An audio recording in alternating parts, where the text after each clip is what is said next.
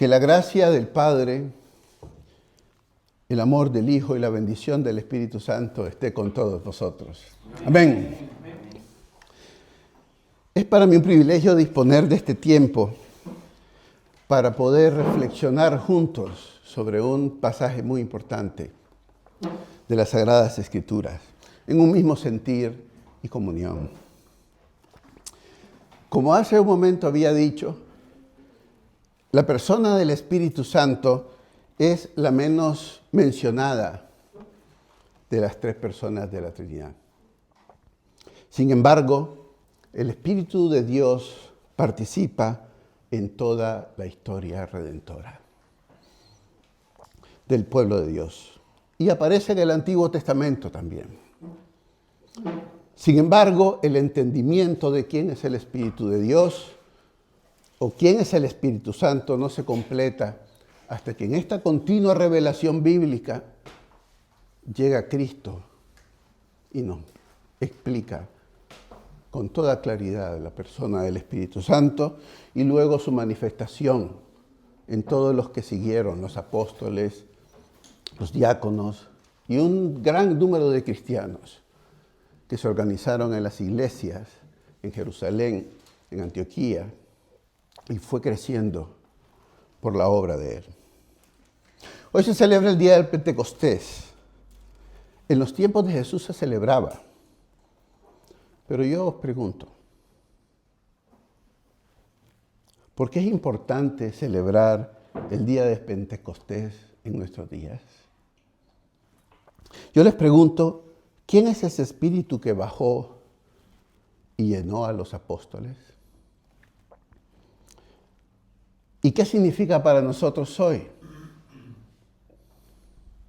¿Y cuál es nuestro compromiso al saberlo? Son preguntas importantes. Y me gustaría entonces que me acompañaran con vuestras Biblias a la lectura del libro de Hechos, capítulo 2, y vamos a leer del versículo 1 al 13.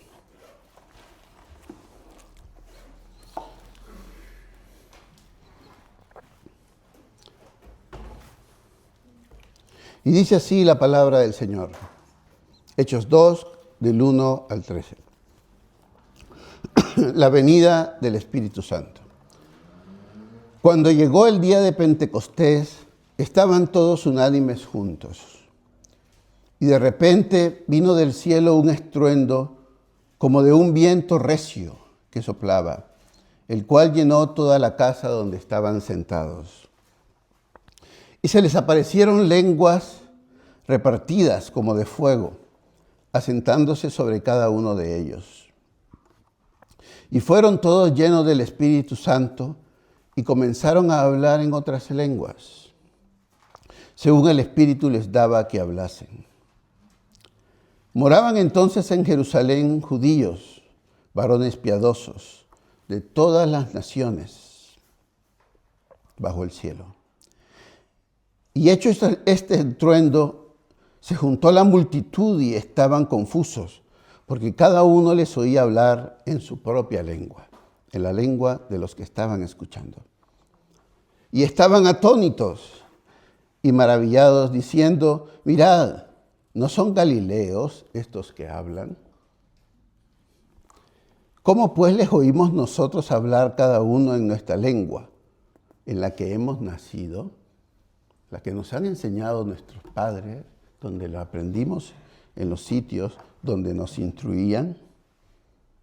Y habían partos, medos, elamitas, y los que habitábamos en Mesopotamia, en Judea, en Capadocia, en Ponto, en Asia, en Frigia y Panfilia, en Egipto, y en las regiones de África más allá de Cirene, y romanos aquí residentes, tanto judíos como prosélitos, cretenses y árabes.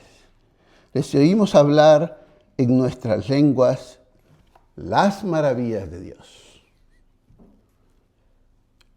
Y les oímos hablar en nuestras lenguas las maravillas de Dios. Y estaban todos atónitos y perplejos, diciéndose unos a otros, ¿pero qué quiere decir esto? Pero otros,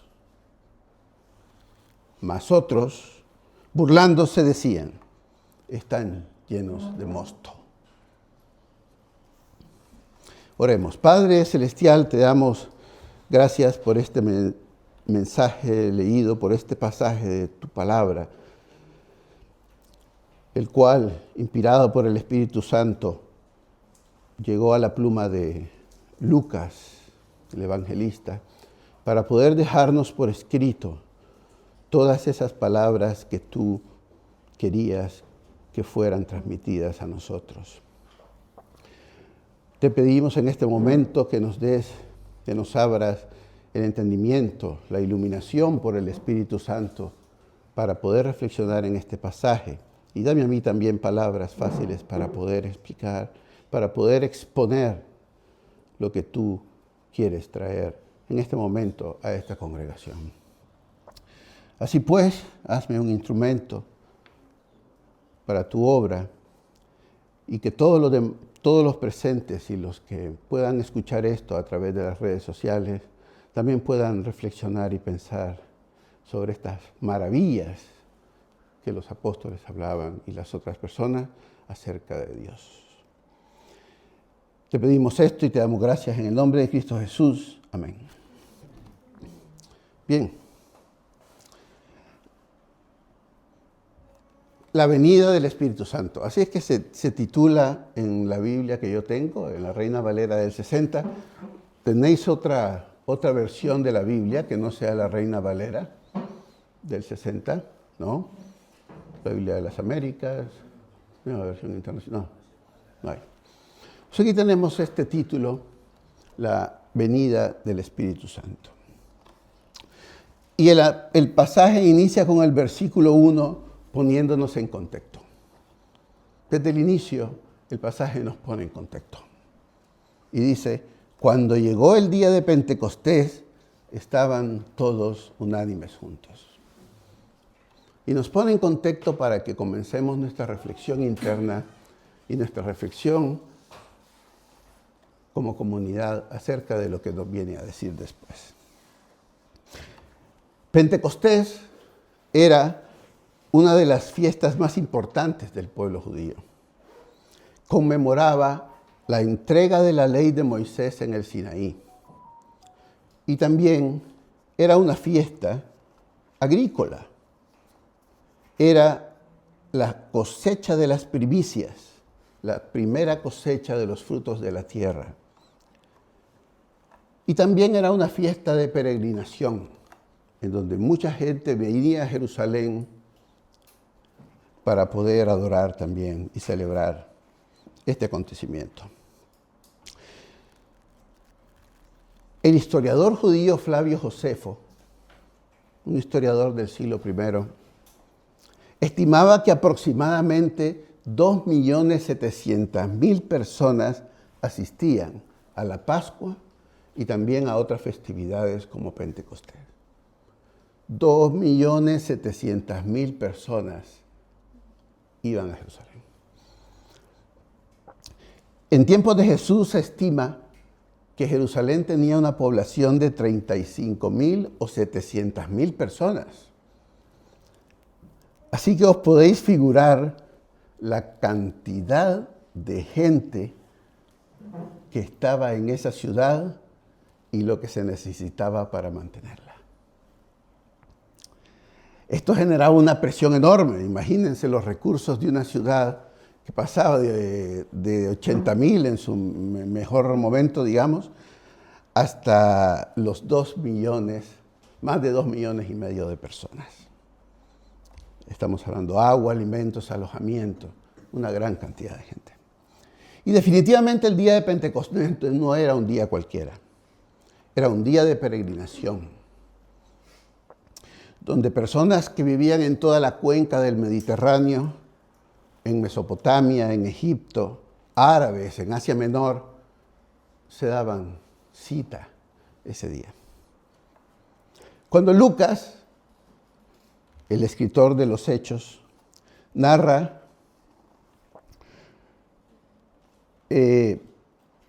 narra que eran, pero me he adelantado. En este gran contexto es que ocurre nuestro pasaje. Entonces el pasaje sigue narrando en el versículo 12 en adelante que estando los 12, las mujeres como María, la madre de Jesús, sus hermanos, ¿y cómo sabemos eso? Porque en el pasaje anterior justamente dice quiénes estaban. Y estando todos reunidos, de repente, sin un anuncio alguno previo, de una forma inesperada, vino del cielo un viento recio que llenó la casa donde estaban ellos sentados. Y de una forma sobrenatural, a cada uno se les apareció una lengua como de fuego encima de ellos. Cuando Lucas narra que eran como de fuego, está utilizando un término muy significativo en la historia del pueblo de Israel. ¿Dónde más habéis leído del Antiguo Testamento que había fuego? Ajá. Elías, efectivamente. Con Moisés. Las nubes, la zarza ardiendo. El fuego era un símbolo muy importante para la historia del pueblo hebreo. Como bien dijo el hermano, el profeta Elías, en el libro de Reyes, con su oración pidió a Dios que le respondiera y seguidamente Dios le respondió con un fuego del cielo y consumió el holocausto y el pueblo se convirtió aceptando que Jehová era Dios. En los evangelios, ese fuego también habla de una transformación que transformará a los hombres, como decía Juan el Bautista. El que viene detrás de mí os bautizará en el Espíritu Santo y fuego. Iba a haber una transformación. Pero también en la zarza ardiente es un símbolo también de la presencia de Dios, donde había una zarza que estaba con fuego, pero la zarza no se consumía. Así que esta simbología que encontramos de la presencia de Dios y de la transformación de los hombres son muy importantes para poder darle más sentido a lo que acabamos de leer. Y dice el versículo 4, y fueron llenos del Espíritu Santo. Fueron llenos del Espíritu Santo. Amén. Amén. Este momento que apareció de repente no era un momento fortuito en la historia. No fue que a Dios se le ocurrió en ese momento: mira, vamos a mandar un viento. No. Ese momento era un momento que ya había sido dicho anteriormente. En el Antiguo Testamento, el Espíritu de Dios llenaba a los hombres y mujeres para tareas concretas. La palabra que utiliza el hebreo, una de las 4 palabras que utiliza el hebreo para referirse al Espíritu Santo, es la palabra ruah.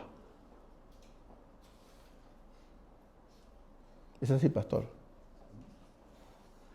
Ruah, la ruah de Yahvé. Y es curiosa esa palabra porque también es un sonido onomatopéyico. ¿Por qué? Porque cuando el viento sopla, ¿qué escuchamos? ¡Ruah! Cuando pasa un sonido, ¿qué escuchamos? Del viento. ¡Ruah! Pues ese era el nombre para decir espíritu. Y también era el nombre para decir viento, y también era la palabra para decir aliento. Así que tenemos un nombre o una palabra que se generaba del sonido del viento. Pero también se utiliza para la fuerza vital del ser humano y también para la disposición del hombre para una tarea. Digo que esto no es fortuito, porque si nos vamos al libro de Números, capítulo 11, Dios le ordena a Moisés que reúna 70 ancianos de Israel para que le ayudaran a liderar su pueblo. ¿Os acordáis? Y Dios desciende y toma del espíritu de Moisés y lo distribuye en esos 70 hombres. Y los capacita para la obra que Moisés les iba a encargar. Y ellos hicieron tal cual se les había ordenado. De tal forma que en el Antiguo Testamento la venida o la llenura del Espíritu Santo no era como la estamos viendo hoy, sino que capacitaba al hombre natural para poder hacer una tarea que Dios le había encomendado. Y esto nos lleva a otro lado. Nos lleva al pasaje del profeta Joel. Y pasamos desde el Éxodo a Joel. Y pongan atención lo que dice.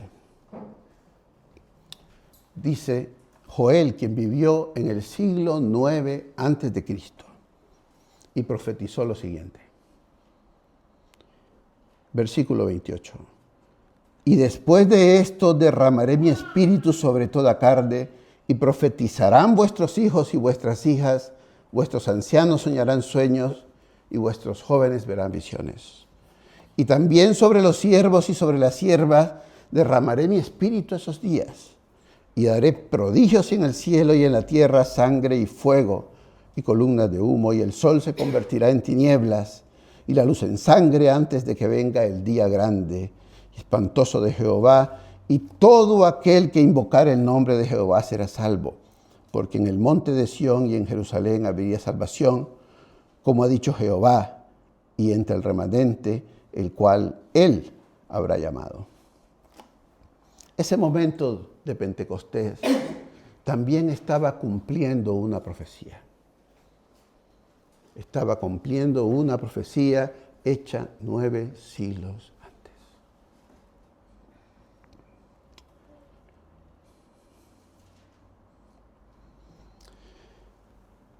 Y puedo decir algo más. Está cumpliendo una profecía del propio Señor Jesucristo.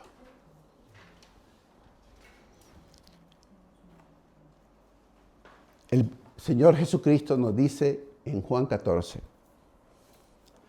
y yo rogaré al Padre y os dará otro consolador para que esté con vosotros para siempre. En griego se utiliza la palabra parakletos. Y si se lee en griego es como decir, y yo, que soy el primer paracleto, os daré un segundo paracleto. El paracleto era el nombre que se le daba a un abogado en esos tiempos. Alguien que hablaba por nosotros, que llegaba, nos daba consuelo y nos podía representar y que nos podía dar palabras. Así que Cristo también había hablado de este momento de Pentecostés. Y luego en el mismo capítulo 16 de Juan dice, pero yo os digo la verdad, os conviene que yo me vaya, porque si yo no me fuera, el Consolador no vendrá a vosotros, mas si me fuere os lo enviaré. Y cuando Él venga, convencerá al mundo de pecado, de justicia y de juicio. De pecado cuando creen en mí, de justicia por cuanto yo voy al Padre y no me veréis más, y de juicio por cuanto el príncipe de este mundo ya ha sido juzgado. Y ese es espíritu, como está diciendo Jesús en ese momento, el que nos guiará a toda verdad. porque no hablará por su propia cuenta, sino que hablará todo lo que oyere del Padre y os hará saber las cosas. El Espíritu Santo, el Consolador, viene en Pentecostés para estar con nosotros, para convencer a un mundo lleno de pecado. Y es esa persona del Espíritu Santo la que habita en nosotros. Pero sigamos con el pasaje. Y de acuerdo a como dice el pasaje, todos los que estaban ahí viendo esa escena se quedaron confusos. ¿Pero por qué se quedaron confusos todas esas personas? Se quedaron confusos porque oían hablar a todos aquellos en quienes había venido el Espíritu Santo, hablar en la propia lengua de ellos. Y decían, mirad, ¿no son galileos los que hablan? Su sorpresa estaba justificada, definitivamente. ¿Por qué? Porque en Galilea se hablaba el arameo. Esa era la lengua común del día a día. Es verdad que se hablaba griego, pero el griego se utilizaba más para el comercio, la administración, o el hebreo también para las festividades religiosas. Pero hablaban arameo los galileos. Y los que estaban escuchando les escuchaban hablar en su propia lengua. Y había gente, como había dicho, de toda la cuenca del Mediterráneo y más allá. Partos y medos hablaban otro idioma, justamente el nombre del pueblo. Hablaban el parto y el medo. En Mesopotamia, los que venían de Mesopotamia, hablaban una variante de arameo. Los que venían de Capadocia hablaban una variante del griego, el griego capadocio. Los que venían de Egipto hablaban el copto, y así sucesivamente, cada quien hablaba su propia lengua. Sin embargo, todos escuchaban hablar a esos hombres en su propia lengua.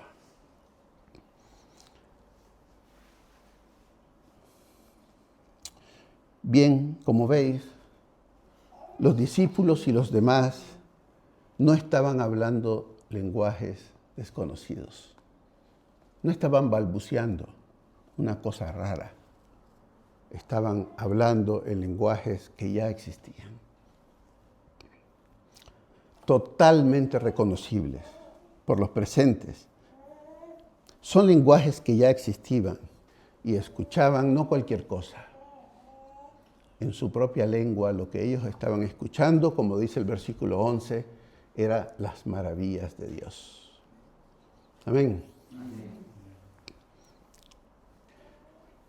Es interesante que esa gente que hablaba diferentes idiomas se hablaban entre sí, porque cuando un parto o un medo le dice al otro, pero que estamos asombrados, porque ya sabemos con anterioridad que toda esa zona había sido conquistada por Alejandro Magno 5 siglos antes, y el idioma global era el griego. Pero los discípulos que estaban ahí no hablaban en griego, les hablaban en su propia lengua. ¿Y cómo reaccionan todas esas personas ante esta gran escena? Pues unos, como he dicho, se maravillaban al escuchar las glorias de Dios. Pero había otro grupito ahí que no se maravillaba, sino que se burlaban, diciendo que estaban ebrios.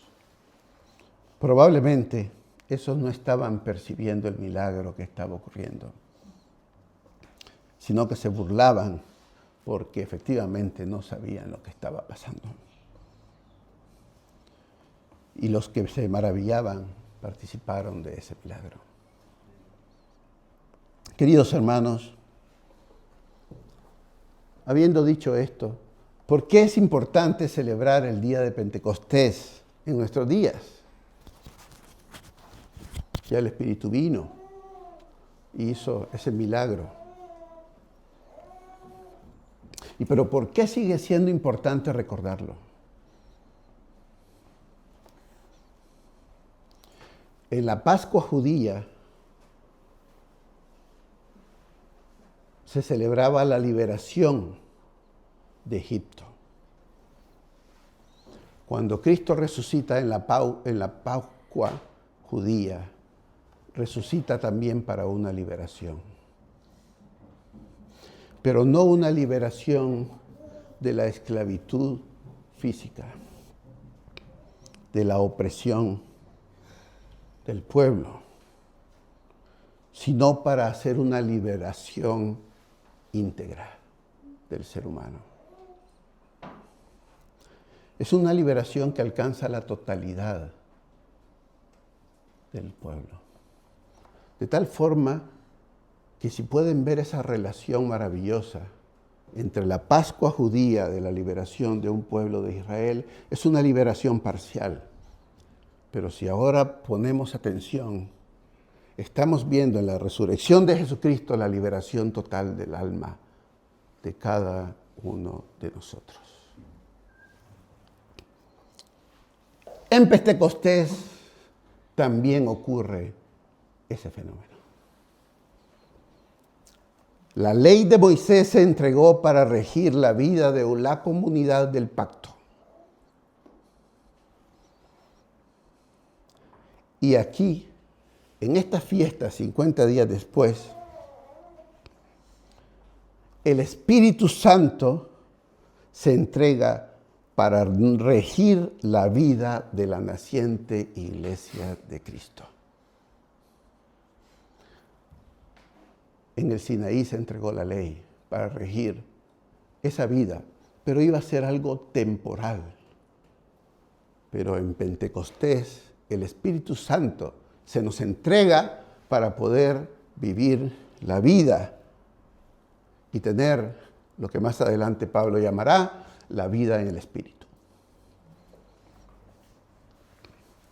Los partos, los medos, los elamitas, habían escuchado este mensaje salvífico en su propia lengua.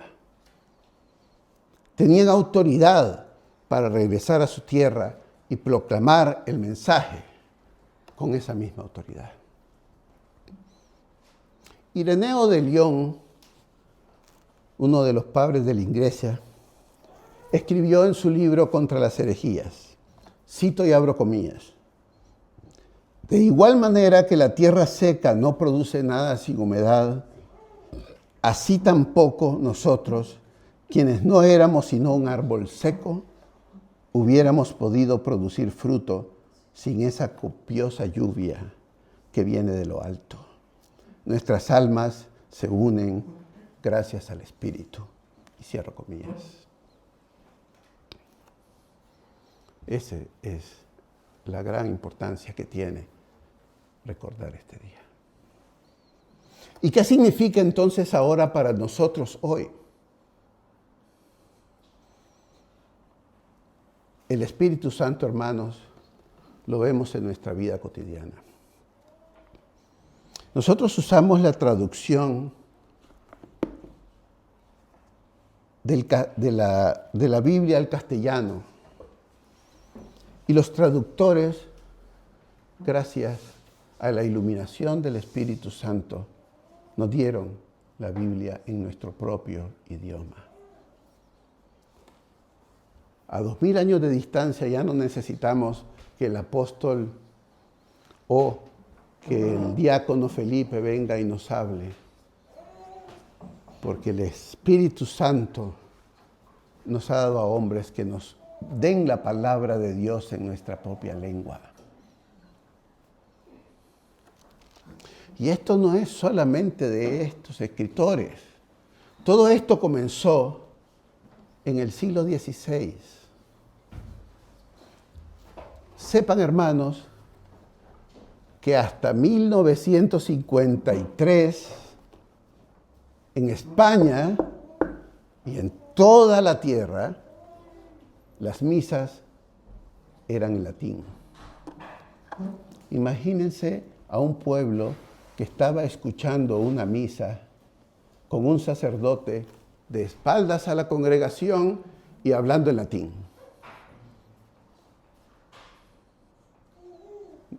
Un amigo que yo tengo en Nicaragua, católico, me dice, es que ayer fuimos a oír misa. Hombre, tiene razón. Es una frase que probablemente se refiere a aquellos tiempos, porque quien iba no iba a edificarse con las palabras del sacerdote, iba a oír una misa.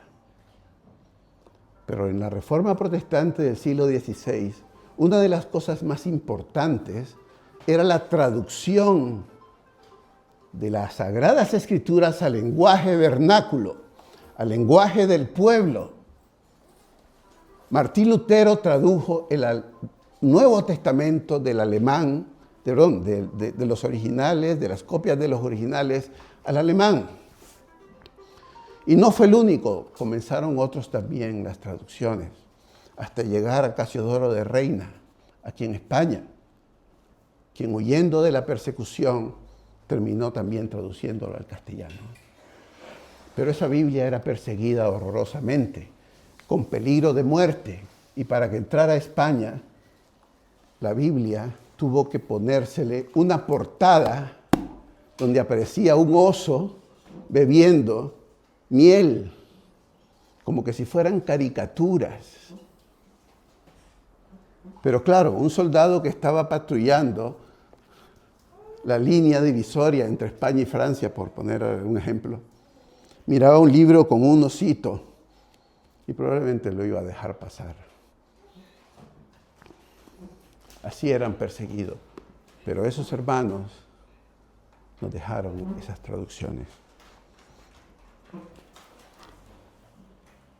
Este momento de Pentecostés capacita también a que el mensaje del Evangelio sea proclamado en todas las lenguas.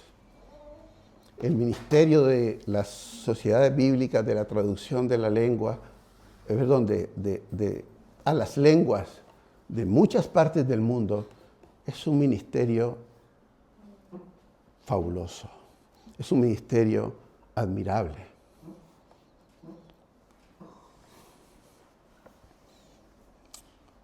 Lo vemos en nuestra vida cotidiana, el Espíritu Santo, y por eso es importante para nosotros hoy. ¿Y por qué les digo? ¿Y por qué los guió el Espíritu Santo de la traducción de la Biblia?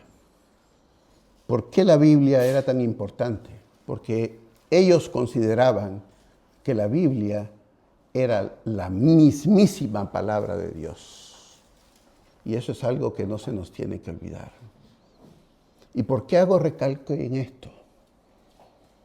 Hago recalque en esto porque hay otras corrientes teológicas que dicen que la Biblia no es la palabra de Dios, sino que contiene la palabra de Dios. Y luego otras teologías que hablan de que los pasajes de la Biblia no ocurrieron en realidad, sino que son fruto de cosmovisiones de un escriba del siglo VIII. Por ejemplo, en el Pentateuco. O de los libros de Josué, Crónicas y tal, de un escriba del siglo VI a.C. No. Si algo nosotros tenemos que tener claro, hermanos, es que la Biblia no es una cosmovisión. Es la misma palabra de Dios que nos da cuál es la cosmovisión que tenemos que tener. Otra cosa que hace que esto sea tan importante hoy, y esto nos reta a cada uno de nosotros, es a como esos apóstoles, a esas mujeres y a esas otras personas que estaban allí y recibieron esas lenguas de fuego, al igual que ellos, nos compromete a nosotros en nuestros propios idiomas a contar las maravillas de Dios a lo largo de la tierra. Estamos comprometidos en esa tarea, pero no estamos solos. El Espíritu Santo está con nosotros, como lo prometió Jesucristo, como lo profetizó Joel y las otras partes que hemos visto. Hermanos, para concluir, En Pentecostés vemos el cumplimiento de la promesa del Espíritu Santo. Y este evento lo podemos ver como la realización de la obra redentora de Cristo, donde el Espíritu desciende sobre los creyentes, empoderándolos para esa naciente iglesia. Cuando nosotros recibimos a Jesús como nuestro Salvador, aceptamos a Jesús como nuestro Salvador, también el Espíritu mora en nosotros. Es importante porque en la naciente iglesia, hoy nosotros mismos que estamos reunidos y las otras que están reunidas a lo largo de toda la inmensidad del globo terráqueo, no lo haríamos sin la venida del Espíritu Santo. No estaríamos aquí reunidos, porque Él es el que pone el deseo en nuestros corazones de estar aquí escuchando. Es Dios mismo el que pone el deseo en nuestros corazones. También nos habla de la unidad en la diversidad. Esto es un reflejo de la universalidad del Evangelio, que trasciende las barreras culturales y trasciende las barreras lingüísticas. También nos habla de la soberanía de Dios. La obra del Espíritu en Pentecostés se entiende como un acto soberano de Dios, enfatizando quién es Él en sus tres personas y capacita a todos los creyentes para cumplir propósitos, sus propósitos. Y finalmente, la santificación. Pentecostés también se relaciona con la obra del Espíritu Santo, en la que la vida del creyente es fundamental, el Espíritu para nuestra santificación, a la que estamos llamados a ser santos.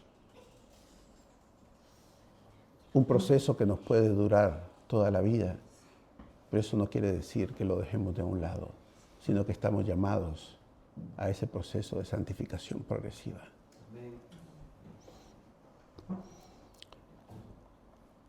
Y por eso es que los creyentes estamos llamados a una vida de obediencia y de crecimiento espiritual. Oremos.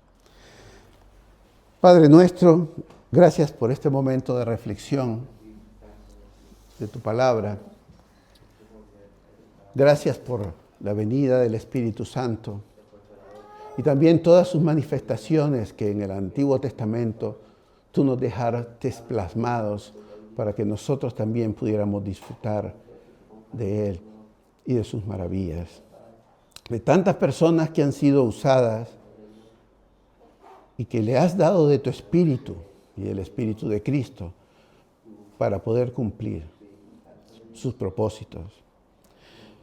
A todos aquellos misioneros que emigraron de su comodidad en sus casas para ir a llevar ese mensaje, las maravillas de Dios, a otros lugares y con otras lenguas, para poder llevar el mensaje de Evangelio. Te damos gracias por ello. Te damos gracias por misioneros que han venido a España también a llevar el mensaje de tu palabra.